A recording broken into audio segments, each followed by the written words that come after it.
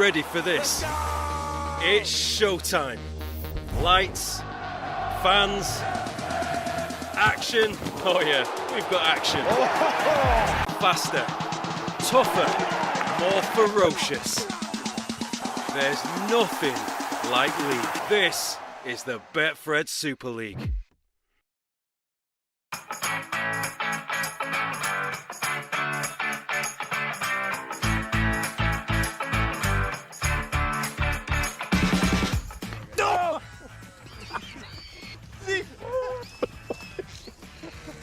Got me here. It took a big chunk. It's bleeding. It's bleeding. Oh no, it's bleeding. The thing just ripped my ear off. What do you think?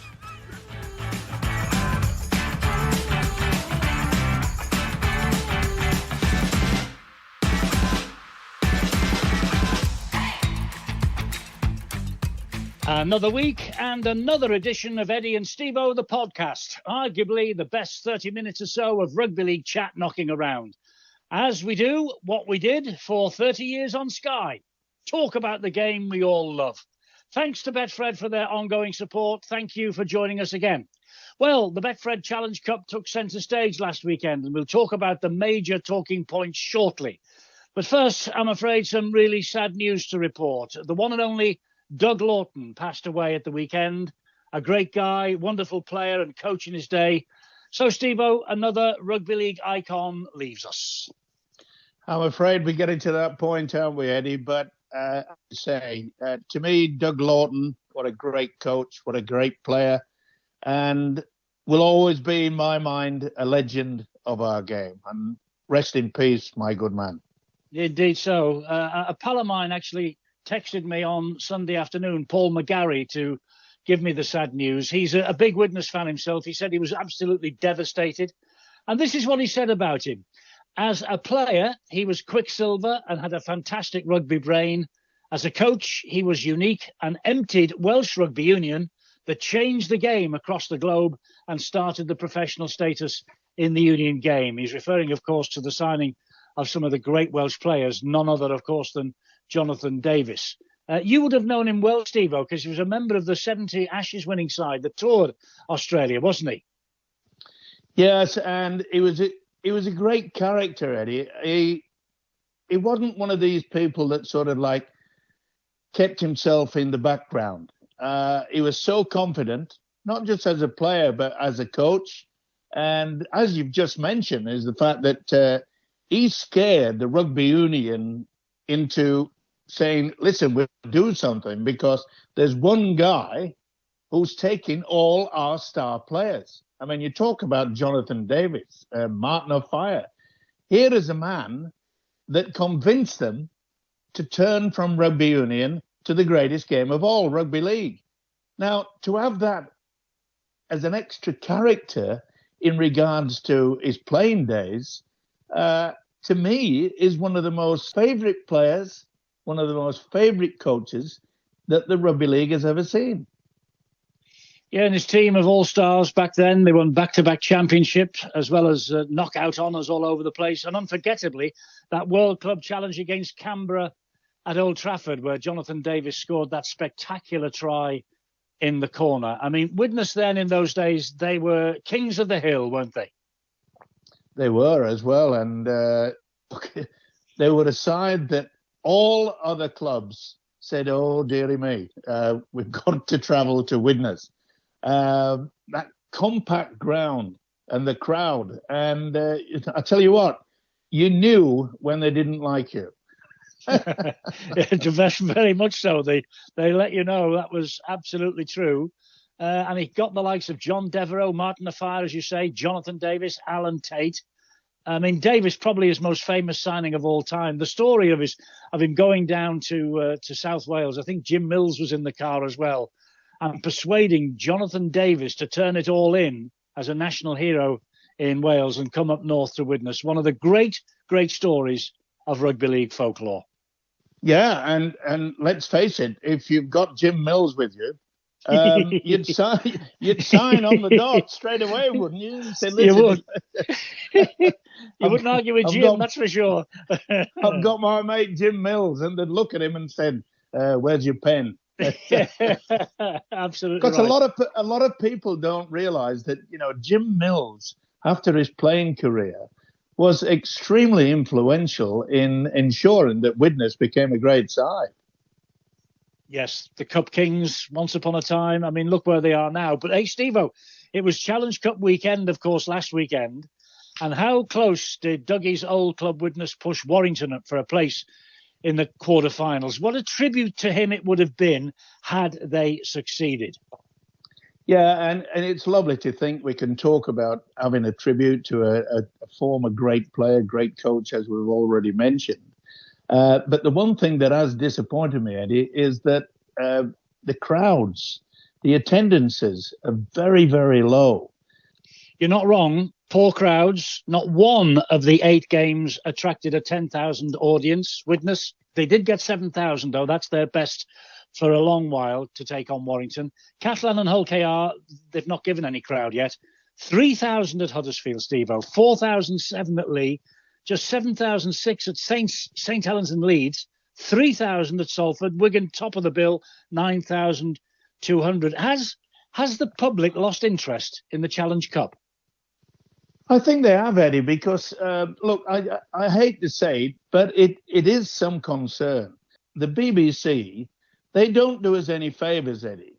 No. They really don't do us any favours. I mean, it was so complicated to try to get to see the games. Why can't they, like they used to do in the olden days, put it out on the BBC, the major channel? Well, I know the schedules were tight at the weekend, the Six Nations and all that sort of thing. I just wonder, why couldn't the game, and I'm talking now about Wigan and Hull, which was an absolute classic, why couldn't that have kicked off, say, at lunchtime and gone before the Six Nations? I know schedulers don't think about it like that, but we seem to have a big problem with scheduling our prime time events. I remember the Magic Weekend clashing with the opening weekend of the Premier League season on August the 17th last year. Now, obviously, all the talk that weekend was about the football. We were swamped again. Can't we look at the sporting calendar when planning these showcase events and avoid those sort of clashes? Surely we can.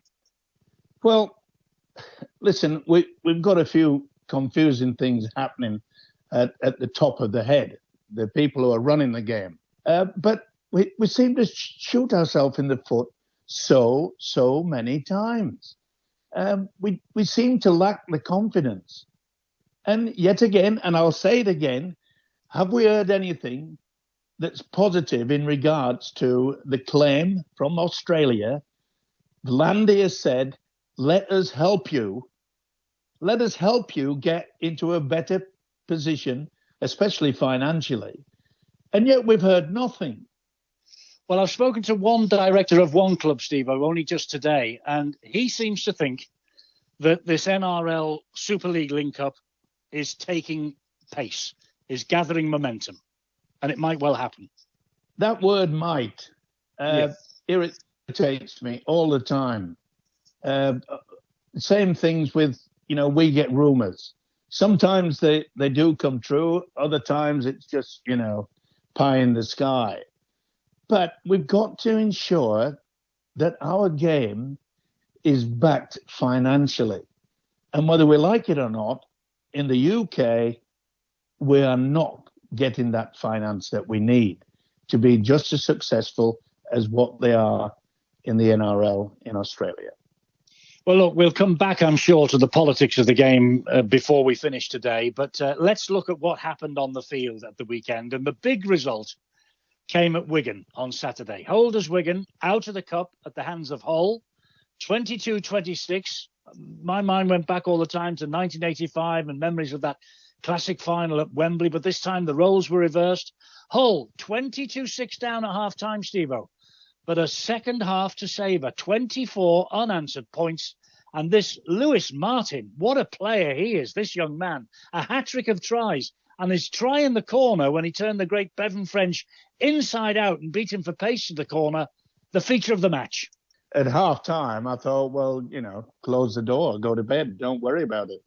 But it just shows you that, the introduction of a new coach, Cartwright, which I said before the season started to you, Eddie, I know the man well. He's a great coach, and he doesn't suffer fools. If you're not playing well, he'll drop you, he'll bring someone in, and it's quite obvious that whatever he did say at half-time, it certainly worked. It even became news down under. I believe so. Which is very rare that you'll get that straight away. But it was like, obviously, Cartwright is an Australian, so there was a connection there. But it's what we need. We've got to get as much publicity as possible. You predicted, as you said, when he was appointed last year, he would weave a bit of magic. Do you think it's starting? Oh, yes. When you get a man with a significant background as Cartwright, saying to you, it's not lost. We can still do it. And to me, it's one of the highlights of this season already. Well, other big news in the past 7 days, Stevo. Leeds Rhinos, of course, they went out to the Cup at the weekend, and they have announced that Gary Hetherington is standing down as their chief executive at the end of the current season. Brings to an end a 29-year association with the club he joined in 1996. They were then £6 million in debt. Look at them today. 8 grand final wins, 4 Challenge Cups, 3 Legal Shield, 3 world titles for the men's team, along with Challenge Cup and Championship glory for the club's women and wheelchair sides. I mean, Gary Hetherington is going to be a big miss at the Leeds Rhinos. Jamie Jones-Buchanan, by the way, is taking over as part of a boardroom reorganisation. Jamie Jones-Buchanan, MBE, is going to be the new chief executive at Leeds in 2026. I've always said, and I've mentioned it to Gary, I don't know how many times, please, please, please take control of our game in the UK. And he used to just smile at me, and that smile said it all, more or less saying, I'm not that stupid. That was my impression. That was always my impression. I'd say, Gary, to me, you're the only person I know that makes not just a little bit of money for a club, but makes quite a few bob instead of just trying to break even or whatever. And we have to be realistic about the fact that for many, many years, Leeds has been the only club for many years that have made a profit each year. Now, to be able to do that under the constraints of, as we've just talked about not having great crowds week in, week out, and that's the reason why I used to always say it. And it got to a point where Gary would say, don't ask me again, Stevo. I am quite happy at Leeds. Look, I don't think anybody could come anywhere near it. Maybe the great Maurice Lindsay. To me, he did the same at Wigan in regards to turning things around there. And if you're a Rhinos fan, I do hope that they give Gary a really, really good farewell present because he deserves it. I don't think it'll be the end of Gary's career in regards to rugby league because there are rumours floating around that he is about to create a consortium to help find sponsors for clubs, including the London Broncos. Now, that doesn't surprise me, whether it's true or not, but that indicates to me that rugby league will not be losing one of our best organisers. And I think it's great. I hope it's true, but it's a rumour at the moment because Gary Hetherington is the type of man that makes things happen. He has been an absolute wonderful, wonderful person for the greatest game of all. Yeah, and his partnership with Paul Caddick has done wonders for Leeds Rhinos and Headingley. Yes. It's a world-class stadium, and they enjoyed the golden age. But, Steve, I wonder if I'm, again, being a bit cynical, is Gary calling time at the right time? He says in a statement he is confident this year will be a successful one for all the fans and sponsors at Leeds. But will it? They're out of the cup now, and frankly, they are not playing well. Well, you can't blame him for that. But as you well know, Eddie, you and I, we had to make a decision when we retired. I think maybe he thinks to himself, well, I can still do good, not just for the Leeds Rhinos, but for the game in general. Now, if he goes into some sort of consortium and has a new business outlook on the game of rugby league, then why not? We don't want to lose a man of such quality to our game. And if he does do anything at the London Broncos, will the name Michael Stevenson be involved in anything that's coming along? Are you going to get yourself involved in all that if he came calling? I'll put it this way. If Gary can afford to ring me from the UK down into Sydney, I will help him as much as I can. Good on you. The door is open. The door is open. Stevo, we're going back to the politics again. Salford. They beat Bradford in the Challenge Cup at the weekend, their first win of the season. But Mark Sneyd has now gone to Warrington with immediate effect. It's all because of their continuing financial crisis, this. Nenny MacDonald has gone. Tim Laffey is tipped as the next man out the door. The club remains under special measures for a few more weeks, according to their chief executive, Chris Irwin. Apparently, the funds required to secure Salford's future still, quote, remain some way off landing. So the uncertainty continues, and they've still got to pay off the £500,000 they owe the RFL for the loan they received to keep them going through the winter. Apparently, there seems to me no end to the off-field dramas at Salford. I feel really sorry for the players. I feel really sorry for the coach, Paul Rowley. And, there's one player who's come out in the press over the past 24 hours and said it's been an absolute nightmare. It really has. Well, you forgot to mention the most important people at it, and they are the Salford fans. Yeah. I mean, they must be devastated. Remember, they backed it by putting their hands in their pockets to help them out of financial difficulties. It hasn't worked out. We understand that.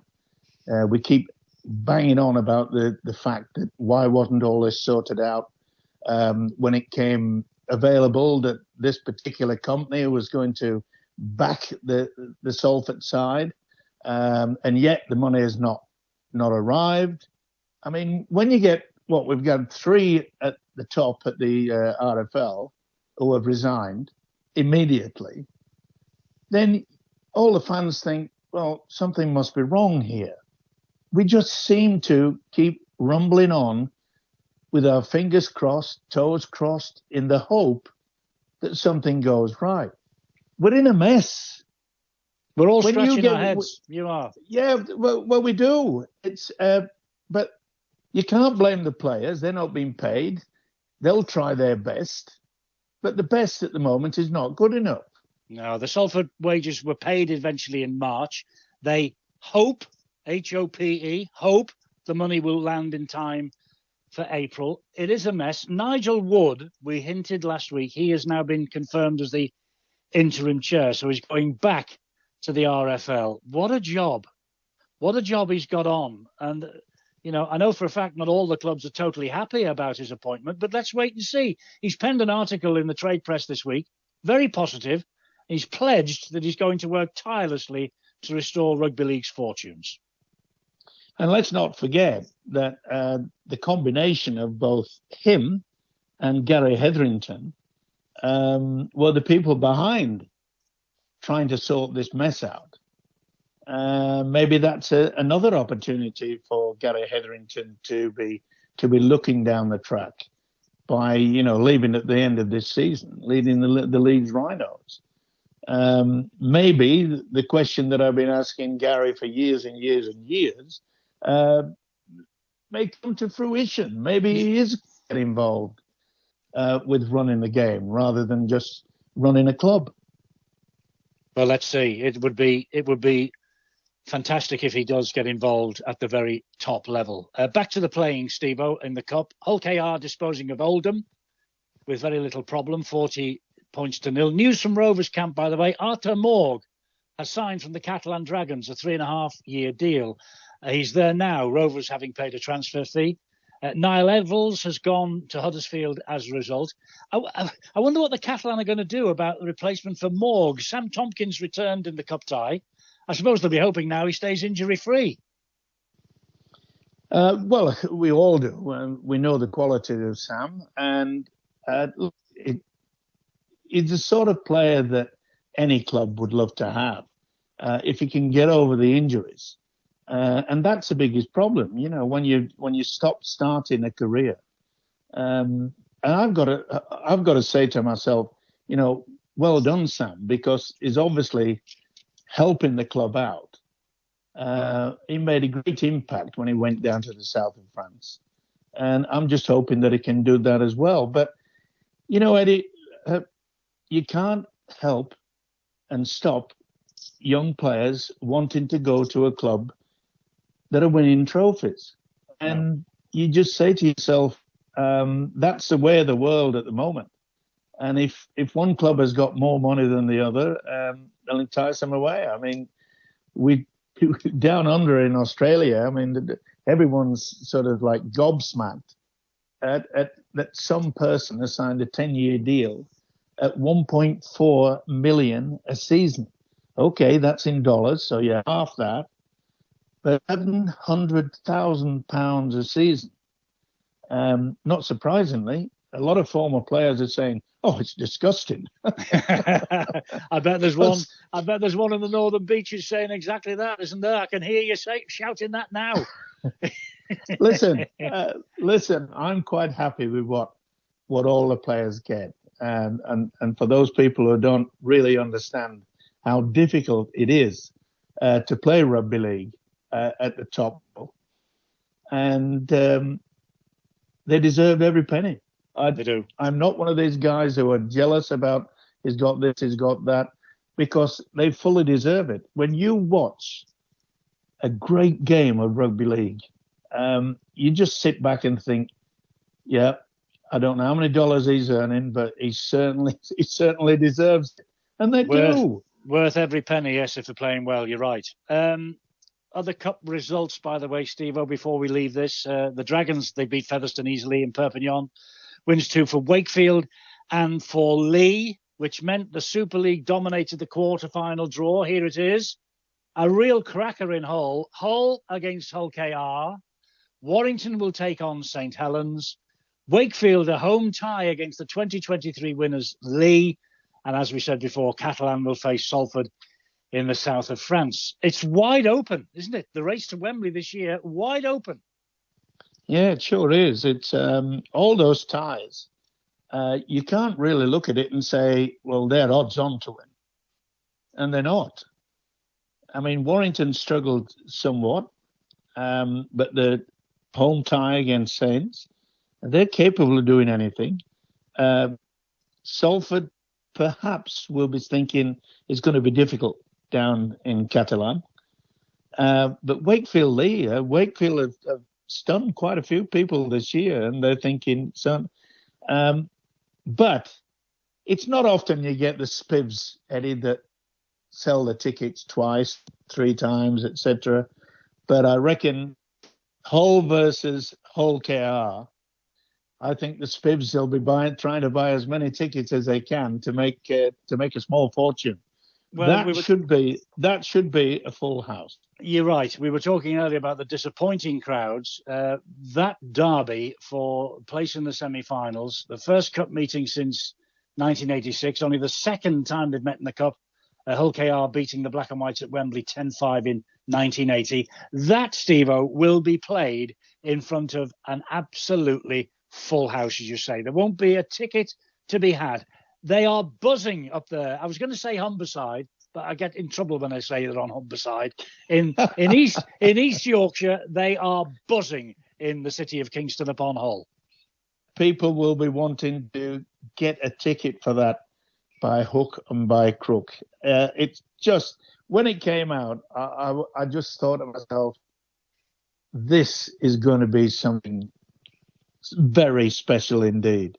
Don't miss it. And if you've got a spare couple of £100, get yourself over onto the East Coast and stand on the corner. Indeed. Anybody got a ticket? The one thing I'm fairly confident in saying, although the television schedule hasn't been announced yet, Hull and Hull KR will be on the BBC's main channel, and I bet it's Warrington Saints for the other one. It'll be a great weekend. That will be a great weekend. Well, it should be, Eddie. I mean, you know, if they don't, then it'll cost me too much to get a link from Sydney. But you get on the phone to the BBC and listen. What on earth are you doing? I mean, no offence to Catalan versus Salford, Wakefield versus Lee. They're going to be great games, but you know, the whole derby and then Warrington Saints. It's a mission from heaven. Isn't it just? Listen, I worked for the BBC for 20 years, Stevo. They never took any notice of me then. They won't be taking any notice of me now. I'll tell you that. We're back to Super League next week, Stevo. Back to the big business, the bread and butter stuff of the Super League. Lee and Hull Kingston Rovers, second and top of the table. It's a good old season, you know, and we're going to reflect it all in 7 days' time. I'll talk to you then. Is that okay? That is okay, and that's why we call it the greatest game of all. Keep spouting. Talk to you in a week. Take care.